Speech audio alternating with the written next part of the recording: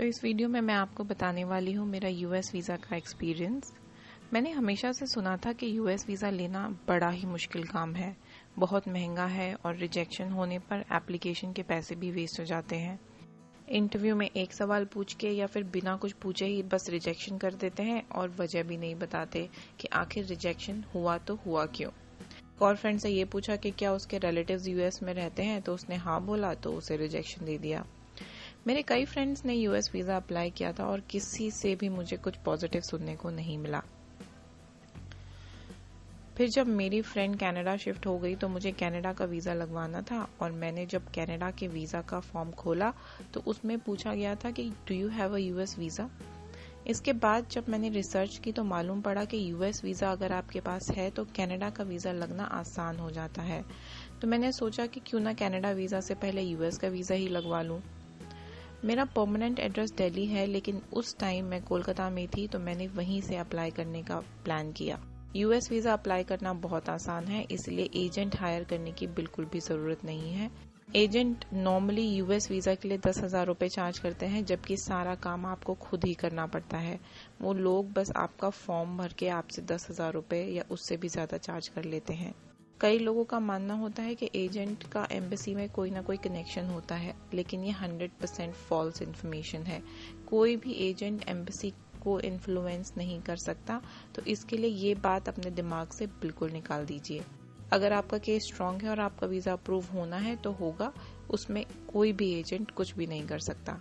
यहाँ पे कुछ पॉइंट्स हैं जो मैं पहले से ही बता देना चाहती हूँ।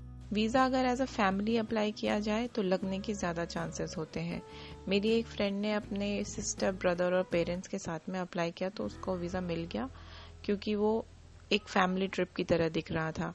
अगर आपकी ट्रैवल हिस्ट्री अच्छी है तो भी वीज़ा लगने के चांसेस अच्छे होते हैं, और या फिर आपकी कोई स्टेडी जॉब है या प्रॉपर्टी है इंडिया में तो भी वीज़ा लगने के चांसेस अच्छे होते हैं, क्योंकि इन सब से ये साबित होता है कि आप यूएस से घूमकर वापस अपनी कंट्री आ जाएंगे। यूएस कनाडा में इलीगल इमिग्रेंट्स काफ़ी होते हैं, इसलिए यहाँ के वीज़ा रूल्स थोड़े स्ट्रिक्ट होते हैं।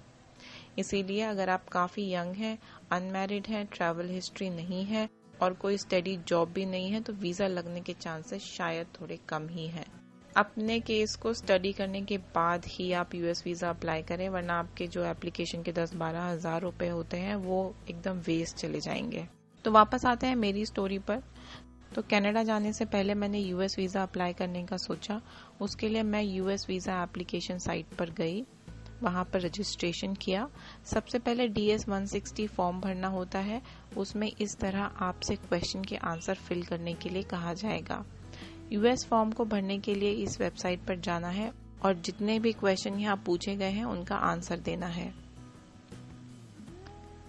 यहाँ सेक्शन वाइज क्वेश्चन पूछे गए हैं, जैसे कि आपकी पर्सनल इन्फॉर्मेशन, उसके बाद आप यूएस में कहाँ घूमने जाने वाले हैं, वहाँ का एड्रेस एक्सेट्रा।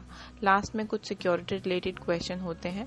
ये फॉर्म ध्यान से पढ़कर अच्छी तरह भरना चाहिए, लेकिन हर इन्फॉर्मेशन ठीक और सबमिट करने से पहले उसे क्रॉस चेक करना बहुत ज़रूरी है। ये फॉर्म सबमिट करने के बाद आपको इस वेबसाइट पर आना है अपनी पेमेंट करने के लिए और अपॉइंटमेंट लेने के लिए। आपको 2 अपॉइंटमेंट्स लेने होंगे, एक फ़ोटो और फिंगरप्रिंट्स के लिए और एक इंटरव्यू के लिए। तो ये दोनों स्टेप मैंने किए। इसके बाद मुझे form submission and payment confirmation मिल गई, जिसे लेकर मुझे यूएस एम्बेसी जाना था। हर स्टेप करने के बाद आपको ईमेल आ जाती है कॉन्फर्मेशन की। उसमें क्या करना है, कहाँ जाना है, कितने बजे जाना है, सब कुछ लिखा होता है। तो अपने स्केड्यूल टाइम पर फिंगरप्रिंट्स और फोटो के लिए मैं गई, जिसमें मुझे 15 मिनट लगे थे, क्योंकि उस टाइम पे वहाँ पे कोई नहीं था। इसके बाद इंटरव्यू के लिए जिस दिन जाना था, मैं अपॉइंटमेंट के 15-20 मिनट पहले पहुँच गई। वहाँ एम्बेसी में अपॉइंटमेंट टाइम के हिसाब से एंट्री हो रही थी और एंट्री पर फॉर्म DS 160 का कॉन्फर्मेशन, पेमेंट कॉन्फर्मेशन और ओरिजिनल पासपोर्ट देखा जा रहा था। घुसते ही बैग स्कैनर में बैग चेक किए गए और उसके बाद एक रूम में भेजा गया, जहां लाइन लगी थी और सामने ग्लास विंडो वाले चेंबर बने हुए थे, और लाइन में जिस की बारी आ रही थी उसका इंटरव्यू हो रहा था। जब मेरी बारी आई तो उन्होंने मुझसे पूछा कि मुझे यूएस क्यों जाना है, अकेले जा रहे हो या किसी के साथ जा रहे हो, अभी तक जो ट्रैवल किया वो वर्क रिलेटेड था या लेजर था, यूएस में कहाँ घूमने जाने वाली हूँ और क्यों, और मेरा ट्रिप कौन स्पॉन्सर कर रहा है। मेरे पास 2 पासपोर्ट थे, जिसमें से इंटरव्यूअर ने मुझसे नया वाला मांग लिया मैंने जब पुराना वाला भी देना चाहा तो इंटरव्यूअर ने बोला जो नहीं मांगा है वो मत दीजिए। मैं कई डॉक्यूमेंट्स लेकर गई थी लेकिन मेरे से कोई भी डॉक्यूमेंट नहीं पूछा गया। हालांकि अपनी बारी का इंतज़ार करते हुए मैं कई लोगों को देख रही थी जिनसे उनके डॉक्यूमेंट्स पूछे गए थे, इसलिए डॉक्यूमेंट्स ले जाना बहुत ज़रूरी है। इंटरव्यू के बाद इंटरव्यूअर ने मेरा पासपोर्ट रख लिया और कहा कि वीज़ा अप्रूव्ड है। इसके बाद मुझे बताया गया कि कितने दिन में कहाँ से पासपोर्ट कलेक्ट करना है। तो ये थी मेरी यूएस वीज़ा की पूरी स्टोरी। अगर आप भी कोई सवाल है तो कमेंट सेक्शन में पूछ सकते हैं, मैं ज़रूर उसका आंसर करूँगी। मिलते हैं अगले वीडियो में।